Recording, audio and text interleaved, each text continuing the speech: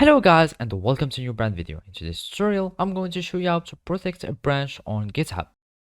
So the first thing to do is to open your web browser, either if it was Google Chrome, Mozilla Firefox, Microsoft Edge or any web browser that you are using. After that, you will need to go to github.com.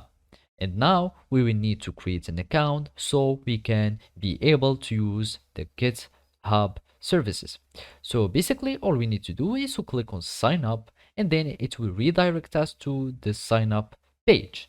And now you need to add your email, then gmail.com or any other email that you are using. You click on continue, you create a password.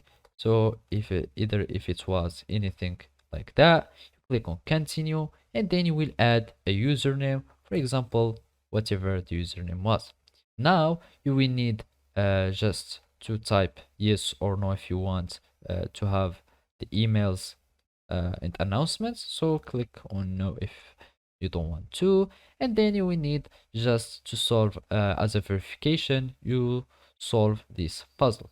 So we start this puzzle, identical objects, we do like this, and then you will do like that, and then you will create an account.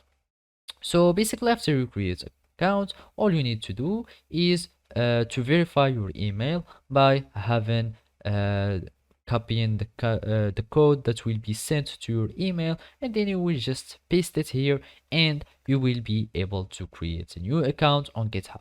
After that, it will sign in you and you will have access to use the GitHub repository. And basically now all you need to do is to follow these simple steps. After you log in, you go to your repository.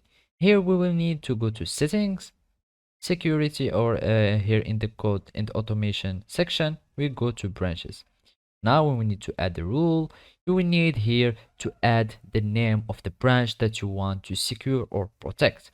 And here are the protect matching branches or all the rules, protection rules that you can add. So I only have one branch, which is the main branch or the master one.